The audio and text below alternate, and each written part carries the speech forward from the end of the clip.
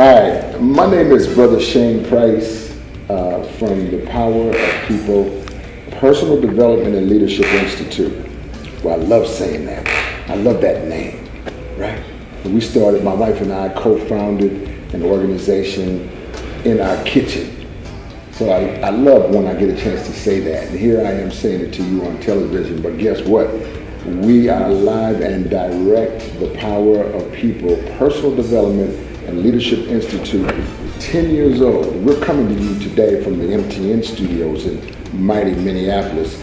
And I just want to share with you that this particular show we do, the Men of Out and Popping, this particular segment is of men who have had the experience in the criminal justice system. But if you're watching, and I hope you are, if you're interested, and I hope you are, I want you to know ahead of time that all of these men have repented for their crimes.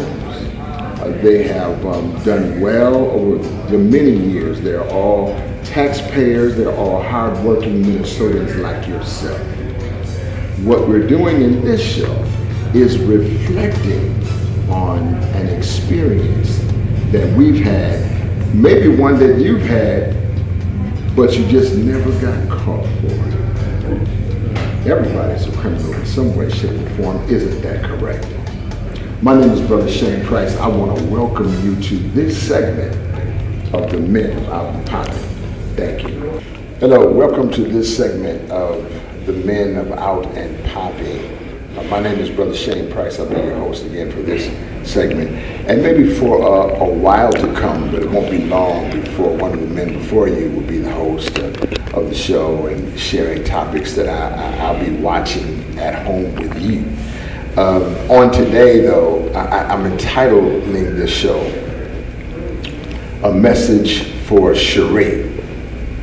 A Message for Cherie. And I'll talk more about why this show is entitled that. But to help me usher in this particular segment of the show, I have some amazing men sitting here to my left. And I'm going to have each one of them, just starting with Mr. Israel here, go down the line and introduce themselves and just say a little bit about yourself in any way that you might want to say, just like we're talking about things at home. I'm Edeniah Israel, and I've been a part of POP now for a little over 10 years. Yeah, so I am currently home now from a 23-year and 8-month time away. And I've been out since February of this year. So it's been it's a complete change. Mm-hmm. It's totally different out here from when I was from before I went in. Sure. But you don't forget some things, you know what I mean? And while I was away, I took the opportunity to educate myself on things, particularly technology, so I wasn't so lost on it. Sure. But now I'm out in society, and it's refreshing, of course. And I am doing what I'm supposed to do. Right. I am doing exactly the things that I hope to do. Right. I'm employed full time. I pay rent. Right. I have family that I enjoy spending time with. I'm also invested and always participating in the Power of People and Leadership Training Institute. Sure. So, and this organization keeps me grounded, as well as my deep spiritual beliefs. So I'm delighted to be here and to share my story. And yeah. Well, Ann and I, we're just so glad. Before we came on this evening, the men and I were just reflecting on what a difference a few days make in terms of our relationship together and our walk together. Your walk with me and mine with you has been amazing. And we're just so glad to have you home, proud of you and the attitude and the spirit that you've come back home with. I think is evidence of your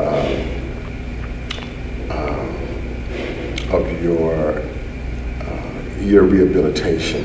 Absolutely. And we want to talk about what that is as the show moves on. But before we do, we want to get to our son Tierre. What's happening, man? How are you? I'm all right. Yourself to the group. My name is Tierre Caldwell. I've been currently home now for a little over a year and a half, off of a 6.5-year sentence. You know, this sentence was the worst thing that happened to me, but it was also the best thing that happened to me because without being corrected, I don't think I ever would have changed.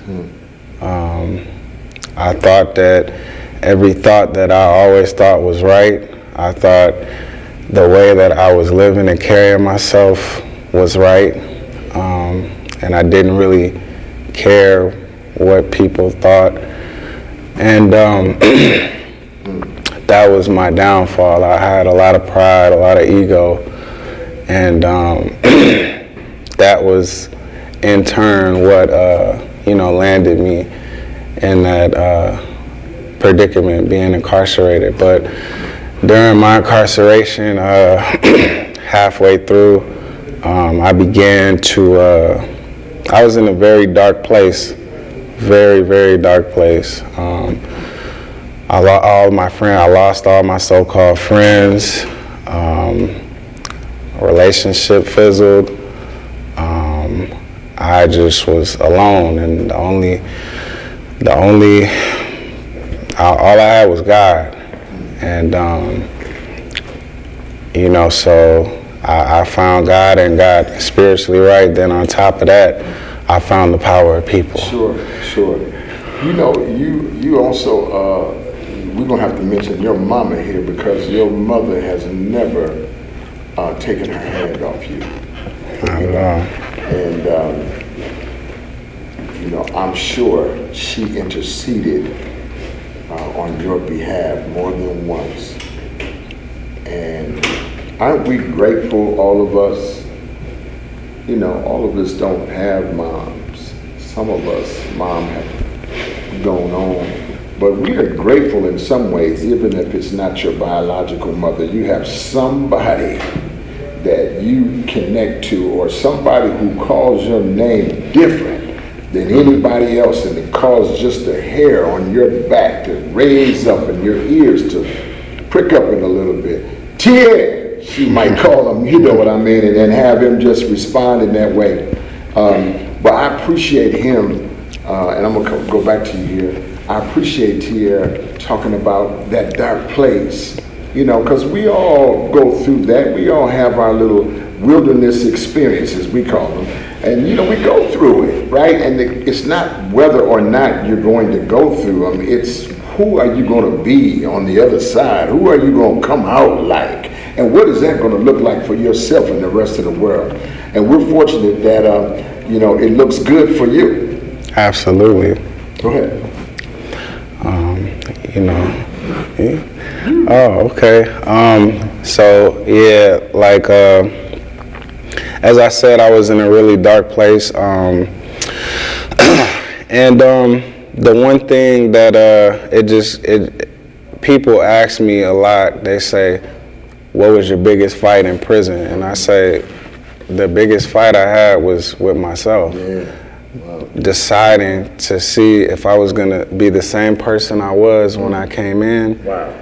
Or am I going to be the person I know that I could be and that I was meant to be? I'm going to stop you right there because that's so rich and that's so deep.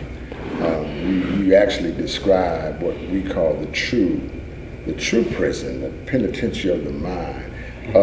Joyce Meyer, in her book, she calls it the battlefield of the mind. Read that book if you've never read it.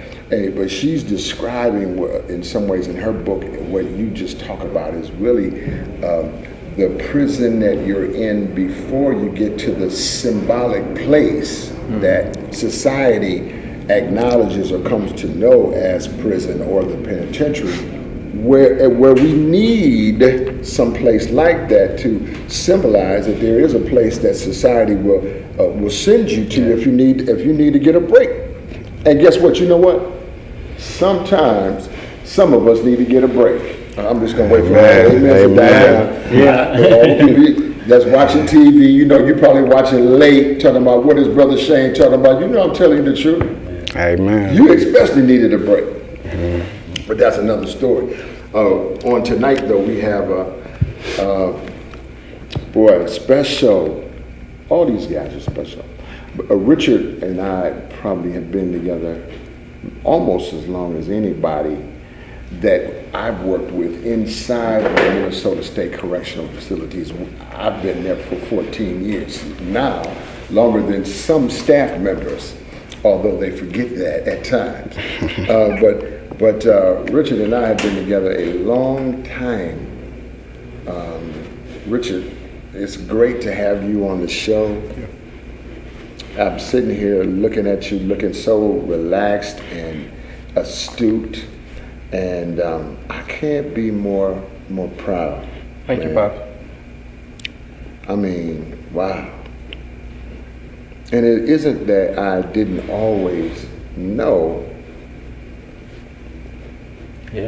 what you had. It's a matter of fact, what you had is what rang my bell. You get it? And I just got my bell rung first before you did, and then mine kept ringing, and then I was just trying to piano note. I was just trying to get it close enough to you to where you would start to vibrate and ring too. You know what I mean? And I'm so grateful that ringing is taking place, not just between you and I, but some of the work that you are now doing, man, and some of the lives that you are touching. Is amazing to my wife and I. So we want to introduce to you and present to some others Dr. Richard McLemore. That's him right there. Come on, Doc, what you got? Hello, everybody. My name is Richard, as Pop so eloquently said. Going in line with what some of my brothers are saying, yeah, we've all been incarcerated. I was incarcerated at 17. I was sentenced to 27 years in prison, which was a decade longer than I had been alive at the time. So just the reality that I couldn't wrap my head around. But now we're here, and like the brother said, going from a cage to the stage. I love that. I love that, yeah. And I'm so grateful to be on this other side, because at one point in my life, I can truly say, I didn't know if I'd make it.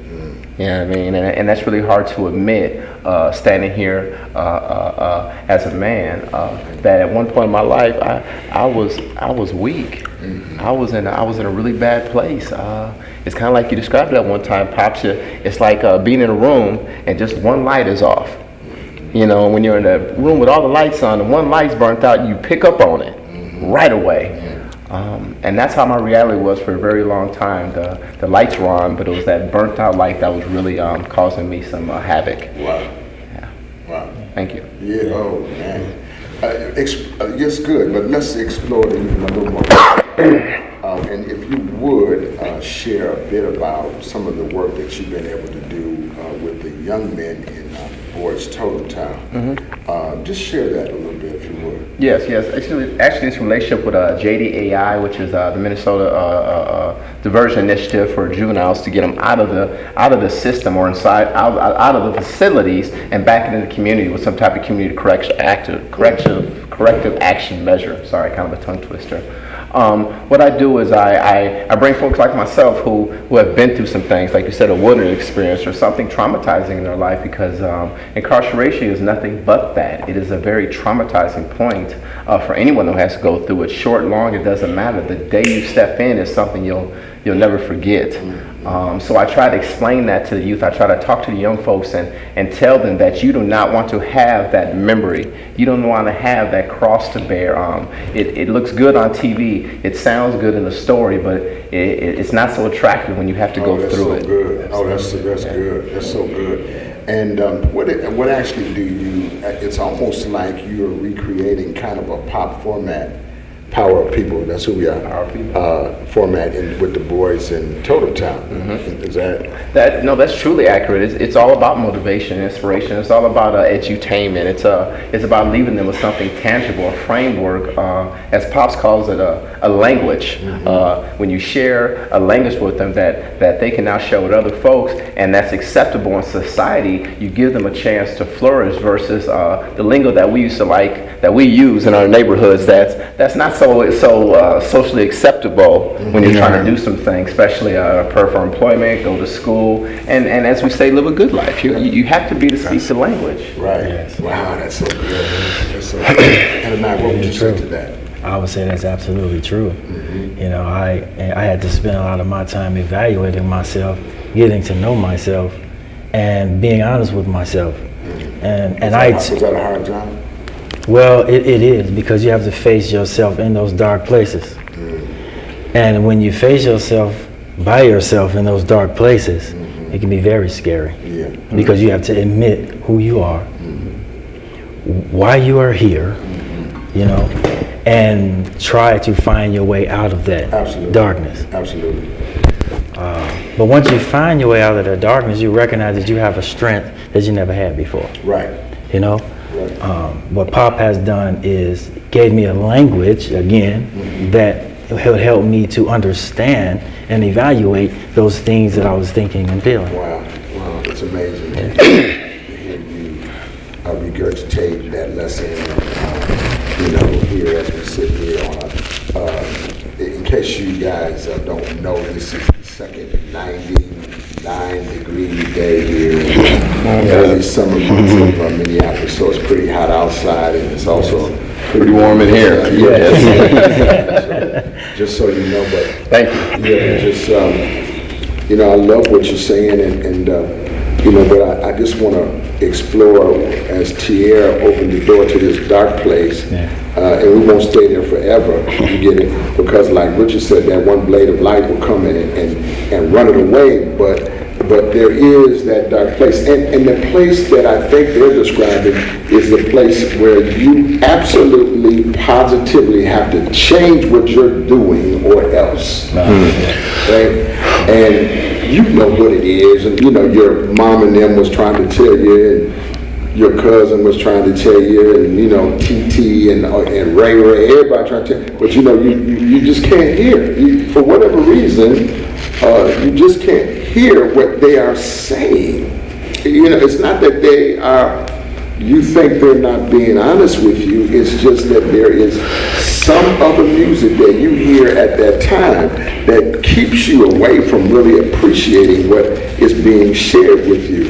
And I want to say to you here on stage, and then to those who are listening, that really creates for me our cradle to the prison pipeline, is that dark place.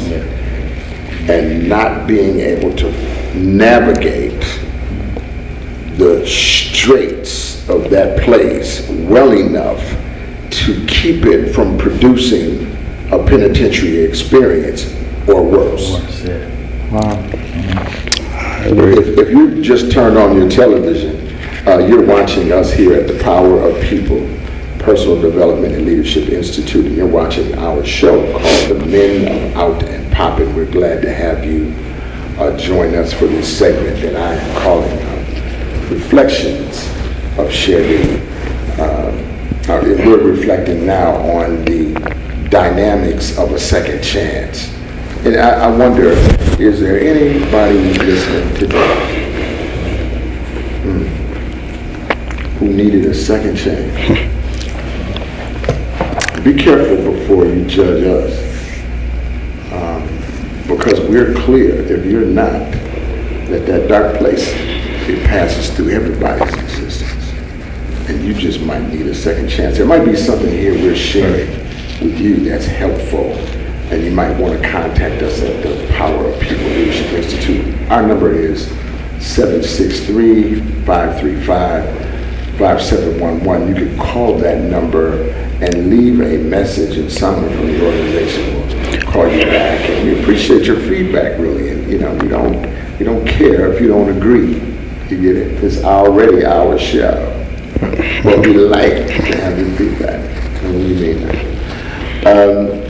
Going forward, though, Richard and I think Richard, you and I got together in 2006 or 2007, February, I think it was. Go ahead, talk about it. I met Pops, and if I'm not mistaken, around February 2007, because I had just arrived at Faribault, which is a medium correctional facility in Faribault, Minnesota. I was told about a class with a dynamic instructor that will move you even if you feel like you can't be moved. So that was how it was sold to me, and I wanted to see this. I wanted to see in action. I mean, because I've met some pretty dynamic people, and they didn't move me much. So.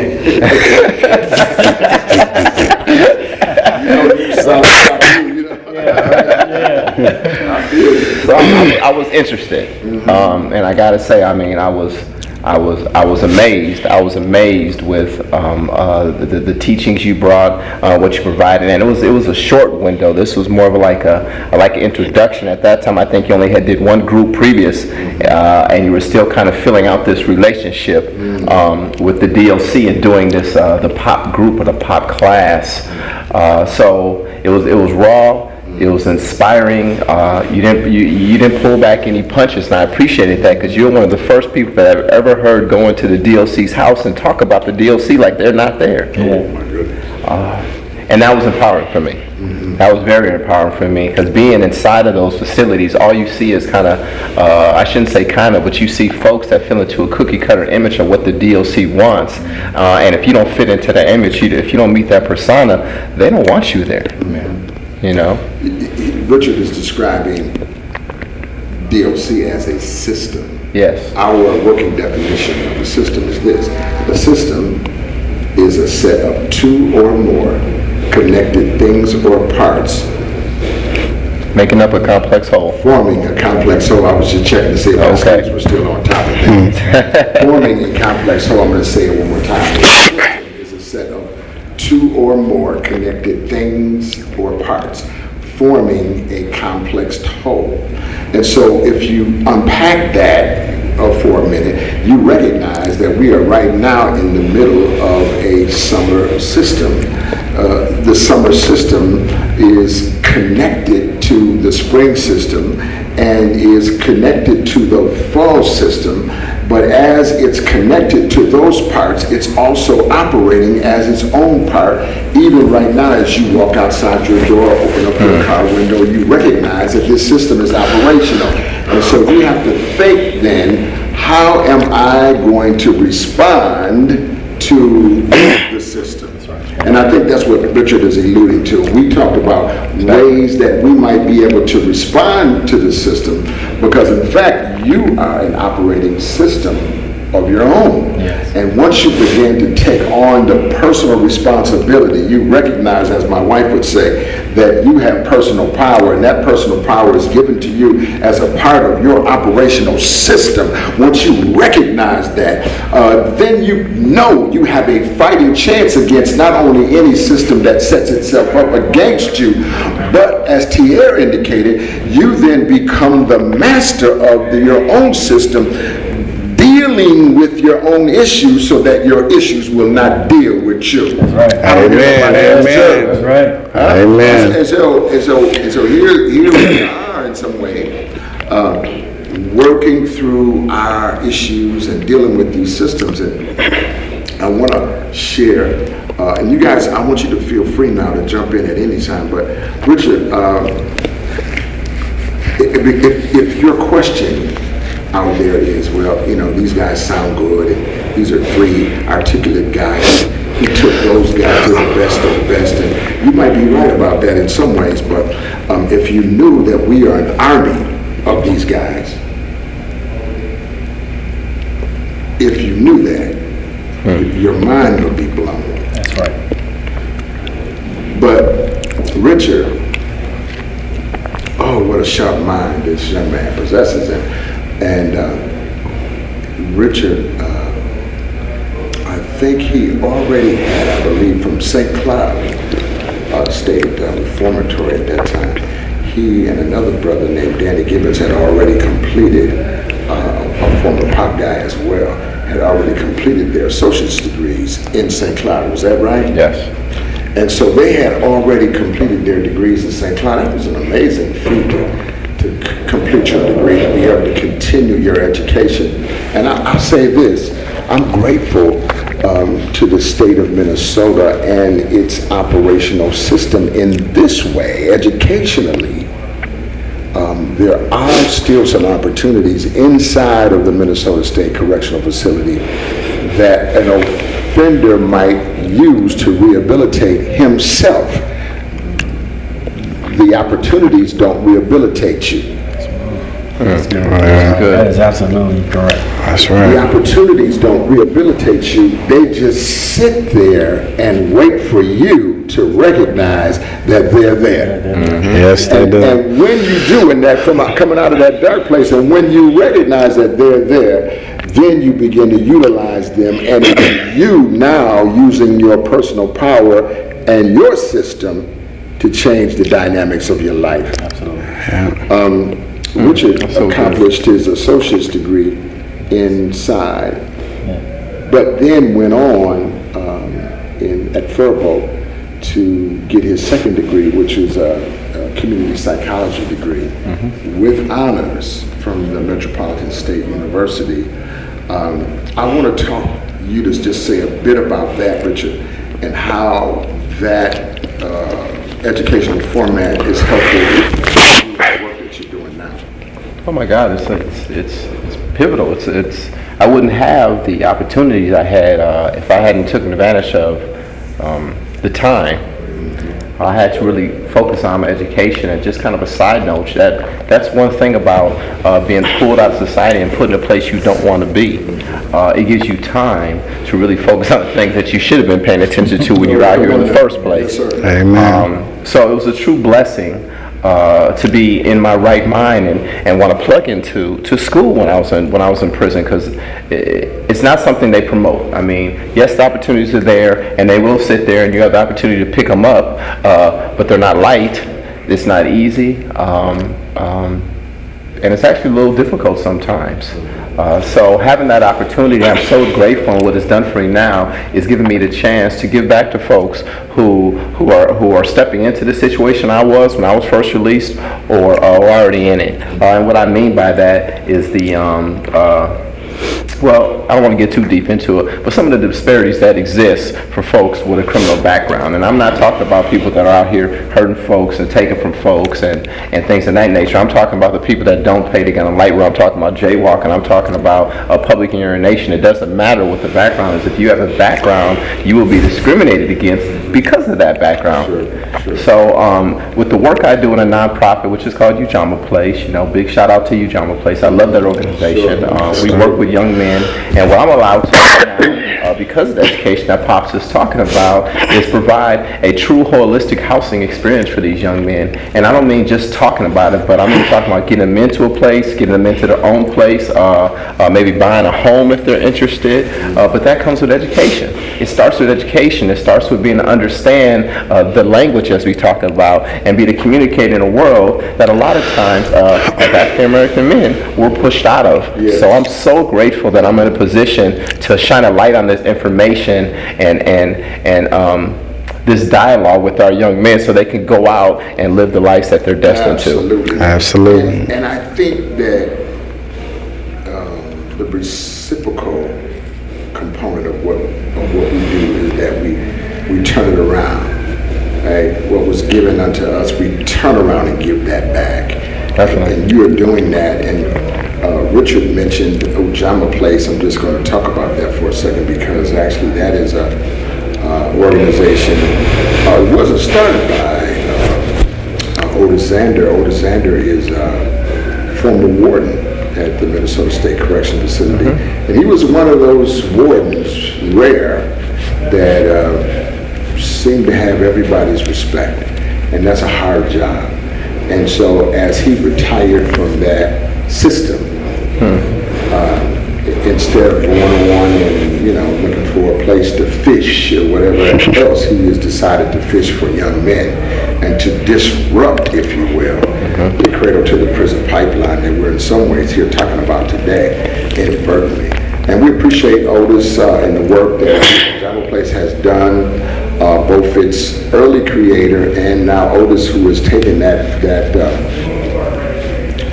vision and grown it out to where Richard here is providing housing services. And you've actually housed some of the guys, pop guys who we work with, and we're all kind of connected in that way, and that really speaks to interpersonal communication and collaboration that we have amongst ourselves. I want to move though, and I thank you, Richard, for what you had to share. There's so much more. Each one of these men have a story and a show, plus a book, really, in and of themselves. I'm going to go to Ananiah here and close with Tier.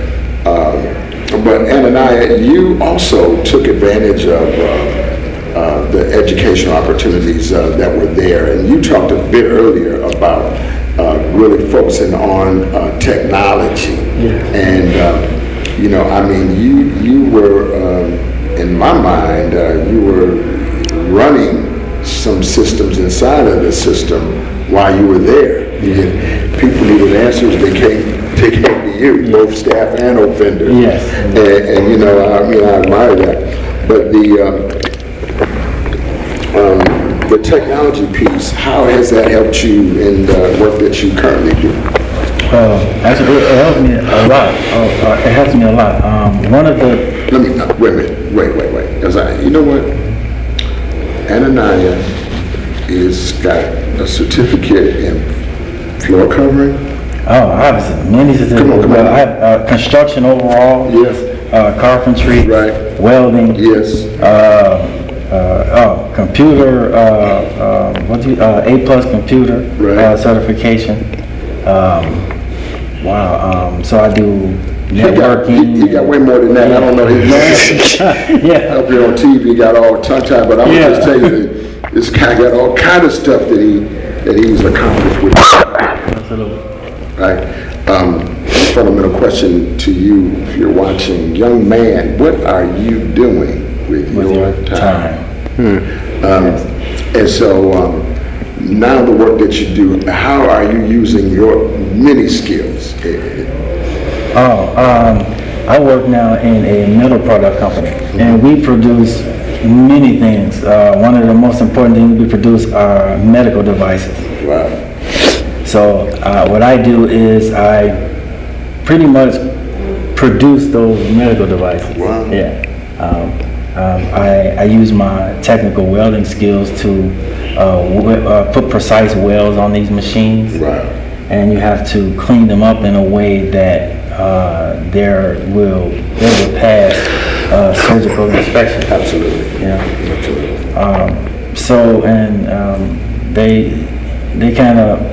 They kind of enjoyed the fact that I had these skills just coming in. Sure. It wasn't something that they had to teach me. Train you in. They didn't have to train me in. I came with it. Right. So it's worked to my benefit. You pump guy, Yes, you. absolutely.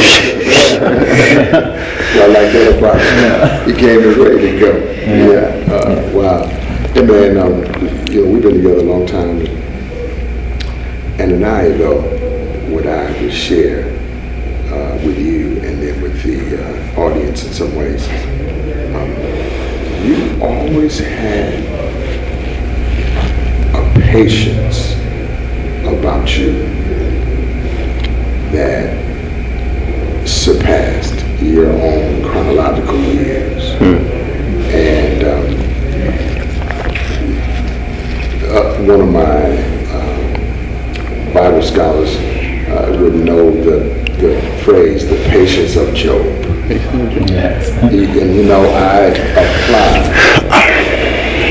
that theology to Ananiah, who, like Job, suffered through many things. Yes.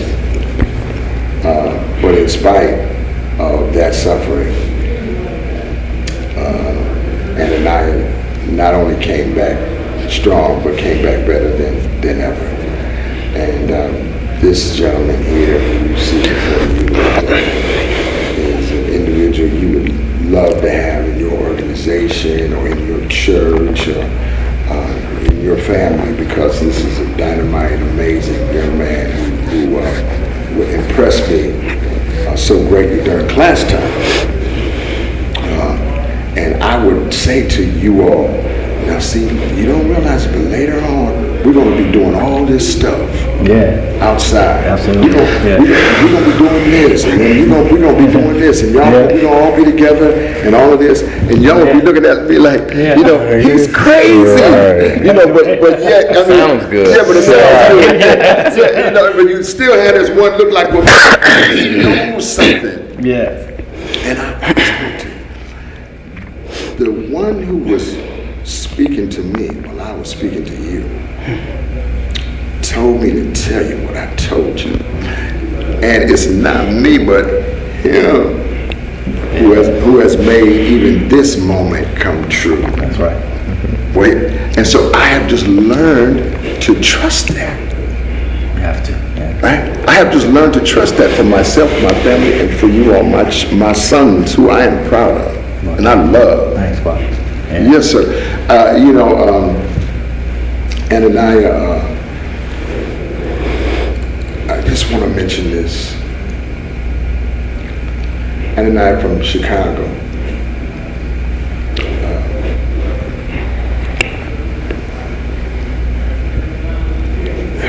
Just briefly, talk about your friend who you are with now, how you met her and her relationship to your mother. Just briefly talk about that. My Avia, huh? Avia, yes. Yeah, Avia. I met Avia when I was 17 years old. I was at a Illinois conservation area, and I was working there, and she was just there for a summer position. Mm-hmm. And we met, and we just became instant friends, you know. But my life was still tumultuous, you know, so I got myself into a bit of trouble and got sent away. And during that time that I was away, Avia and my mother got close. Avia's home situation wasn't an ideal situation. It was abusive. It was abusive. Mm-hmm. It was abusive. She suffered many things in that place that still kind of keeps her somewhat enslaved today. My Lord. You know? But my mother and her became good friends. Right. And after a while, she moved in to the home, and in fact, we raised her as her daughter. Wow. So, yeah. So she's been a part of my family since we were 17. Right. Yeah. But you and Avia didn't have a personal relationship. This was a relationship she developed with your mother. Yeah, she developed a relationship with my mother before her and I got an opportunity to develop the relationship that we have now. Wow. Yes. Wow. So let me see, just for uneducated here, I just want to try to bring it into you. Okay. And so then you're going away. Yeah, I'm going away for a while. And Avia and your mom are still hanging out. Still hanging out. Yes. Mm-hmm. Yes. And then your mom, she goes home. Yeah, well, my mom goes home. She died. My mom died. What year was that? My mom died in 2007. Right. Yeah. And so, amen for that. And Avia continued to. Yes, she moved here. She moved from Illinois. Yeah, moved from Illinois, moved here with my mom. That happened in 2002. Mm-hmm. She moved from Illinois with my mom here. Yes. Mm-hmm. Yes. And when my mom passed in 2007, I've remained here. Yeah. And we just remained close throughout the years. Right. Throughout the years in our incarceration. You know, we've kept in contact with one another. Sure. I supported her in the things that she was experiencing while she was out here in the world, and I was behind the wall. Kind of growing myself and experiencing myself. And so I was able to uphold her in a spiritual sense, and embolden her to continue on. You know what I mean? So, and just out of that relationship, our relationship developed. I just want you to know somebody else is experiencing brokenness, so much so, Tier, the dark place that you described, so much so that someone who is inside of the dark place, but who has become himself, is able to provide leadership, to someone else. But ultimately, Avia, if you're watching, we haven't met yet, but I'm looking forward to meeting you because you and Avia connected in another way. Yes. After all these years and Absolutely. iterations. Yes. Man, and I find that fascinating, brother, and such an amazing love story. Yes. Right? Love is such a powerful tool, a powerful weapon. Ain't it, Pop? You know what? I had been just busy in these last days and weeks, and so Tier, I'm coming right to you. We're gonna finish with this. Take your time. Yeah. Watch this. I missed the Prince and the young lady Marco from the African American woman who married into the royal family. I missed all of that. I did too. Don't feel bad. Yeah. I didn't see. Neither did I. To be honest with you, I wasn't really drawn to it initially. Oprah was attending. I like Oprah, and I just if Oprah and I were in the same room, we would have a really great conversation because we're around the same age, and musically she likes some of the stuff I like, and vice versa. We would have a good conversation, and I like her. I like some of the things that she has been able to accomplish and the way she's gone about it. But Oprah was there, and I did hear that, but I didn't shake me out of whatever I was in. It wasn't a draw. Yeah. But I found out later, I got these texts and these emails from friends of mine around the country who said, "Hey, Brother Shane, did you see the wedding ceremony from Miss Marco and Prince?" And I was like, inadvertently, I didn't know. I didn't see it. Why is that important? Yeah. The pastor, a bishop, East Coast brother, a Chicago brother. Okay. Yeah, I can't call his name. You know his name? No. This bishop, he preached on love as the most mighty power in the land, that it was the greatest tool and the most powerful weapon. And he talked about Emmanuel, who had come after the prophets and the wise men, who said this. He said, of all of the commandments that you have heard about, I want you to think that you could hang love ahead of all of these, dangle all the rest of them under it. Love, the most powerful of all, he said, as he began to preach and prophesy over not just this union between a young man and a young woman who happened to be culturally different, but rather the significance that their union created for the entire world. And that in spite of differences, love was so powerful, it would say, get back. Yeah. We're going to have our way here. Love is going to have its way. Well, I got excited about what the bishop had to say, and I watched that on Facebook and YouTube, and I was grateful for those little tools that I could go back and look at what I missed, and I realized I missed something. We did it. Afterward, there was a choir called the Kingdom Choir. Sharper than Japanese arithmetic. Don't be mad at me for Japanese, because y'all know y'all do it high. Watch this. This choir was so sharp, and they sang Benny King, Stand By Me. Did you hear it? No, I didn't. Did you hear it? I did. Listen to what I'm telling you. Yeah. Go back on your way home, pull out your device, pull up the song by the Kingdom Choir, Stand By Me. They ushered in a spirit in that cathedral, an African-American song by African Americans, sung by all African Americans. The pastor who was marrying them and officiating was African American. She's an African American, and it turned out to be this royal family opening up because of love. I went for everything. Because of love, opening up and saying, you know what, come on in. Wow, taste and see. That leads me up to what I want to share with Tia Caldwell. This is Tia right here, and I purposely made him wait till last because I mentioned to you a little bit about Tia's mom. Mothers are amazing. Yes, they are. Living or deceased, they still have their input and their imprint. And Tia talked about the dark place that he had wandered into while he had inadvertently, you all, discovered the cradle to the prison pipeline. Now I can tell you as a fact, knowing his mother, she didn't put him in that pipeline on purpose. It wasn't in her intentions for him to go strolling down this pipeline toward the penitentiary. Yet, someone, an issue, something along the way detracted you, deflected you, Tia, and moved you off your square, and that square led you to the penitentiary. This is where you and I met, although I met you once before that, because your mother and my mother lived across the street from one another. Yep.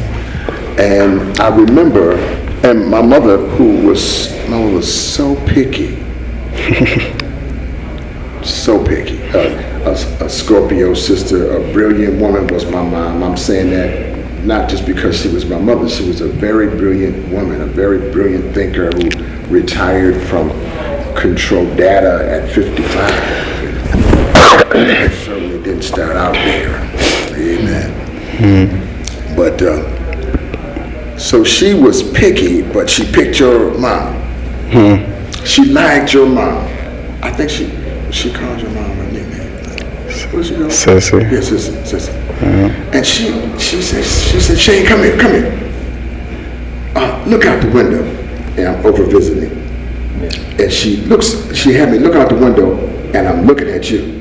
And she said, see, right there, that's Sissy's boy, right there. Do you know him? I'm looking at him like that, saying, I don't think I really know him, a little younger, look nice guy, everything. I don't know him, And she said, well, that's her son, and, I met him a couple times, he seems nice, but I'm a little bit concerned. I said, oh, okay, well, all right, so be it, we'll see how it goes. Yeah. The next time that I heard anything about Tia, he was in the penitentiary.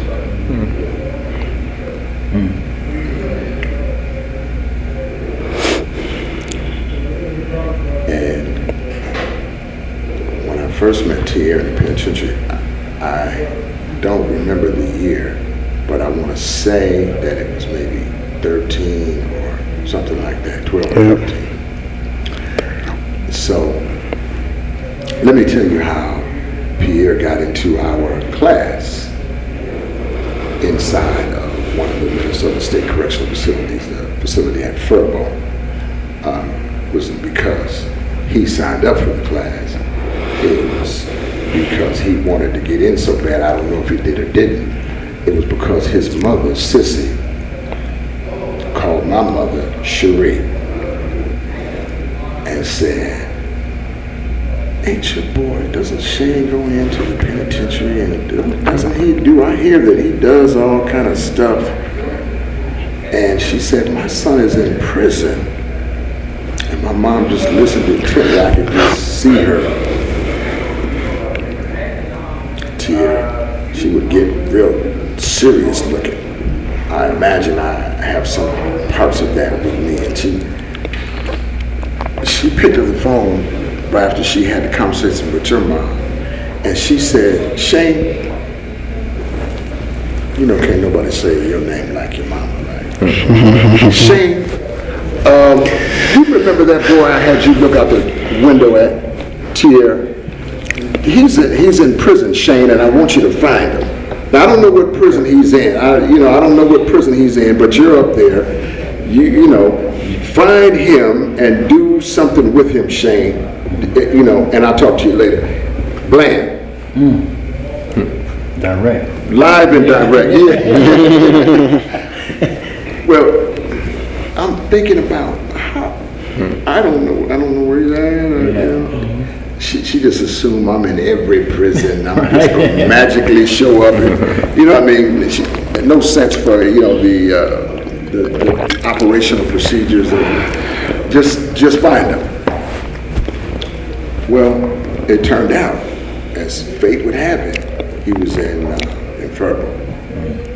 And I was so glad, you know, to find out he was there. And I knew that I had the relationship there that could land him in.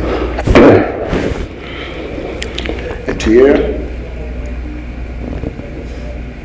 What's up, Pop? What struck me initially about you while we were in class together, one thing greater than anything else, you already knew you didn't belong there. You'd already kind of made up your mind that this wasn't an environment you were going to spend any more time in other than the time that you had to do. And so you came in class with that mentality. But the one thing that resonated with me, and I still have evidence of it, is you would talk about your son in almost every homework assignment, no matter what the work was, which he would find a way to bring his son into the assignment some kind of way. And he would always say, Pop, you know, and that's what I want to do with my boy. See, when I get out, Pop, I'm gonna be a father like, you know, I never knew my father, I never spent no time with my father, and I'm not gonna let my son king. I'm not gonna let my son, you know, grow up like that. That's right. Yeah. And at the time that he was, and I could just catch that this guy is serious about this, you know what I mean? He would always talk about it, so we would reflect back and forth about that issue. And Tia, I just want, you know, without name calling anything, I just would like you to talk about a little bit about the journey to parenthood that you've been on since your release from prison. Well, thanks, Pop. My son was 6 months when I got sentenced to 73 and a half months. And the biggest thing that kept resonating through my head was I failed him, and he's gonna grow up with the same resentment I had towards my dad. Because I always, you know, told myself that when and if I did have children, that I would never put my child through what I went through. And now here, because of my decisions, my poor decision making, it's kind of, you know, well, it is. He's growing up with me absent. And that was a difficult pill to swallow. And then being in that dark place didn't really help that. And but it's all about kind of how you view the dark place. You have to get free. I had to get free long before I got out. I had to make amends with myself. I had to make amends with all of the people I had issues with, and I had to really just let the old me kind of just finesse away, because the father that I would have been before I came in, isn't the father that he deserved anyway. Wow. You know, and people, you know, in prison, they mock a person that wants to change. You know, who are you to have hope? Who are you to think you have power? Who are you to, with the nerve of you to think that you're gonna change and be something when you get out? Right. How dare you? How dare you? Yeah. you think you're different than us. I do think I'm different than you. Because once I realized my true power, it's like an immovable force. Like you're free already. If they couldn't have got degrees if they were still in prison, That's right. there's no way they could have did that. Only a free person can do that. You're teaching good on TV. That's good teaching, son. Don't stop. And so I dedicated everything to my son. Drug treatment. I self-educated a lot. Took parenting classes. Became a mentor in treatment. Facilitated a lot of groups. And I just really dedicated my entire change. I won't even say change, my evolution to my son. And I wanted to become the man that he deserved. Yeah, and I'm going to hold you up right there because that was so well said. But I wanted to be documented on today that I have all your homework, that you never took your eye off that. And I think that's amazing. But as we're wrapping up today's show, which has been an excellent exploration and reflection of what rehabilitation really is,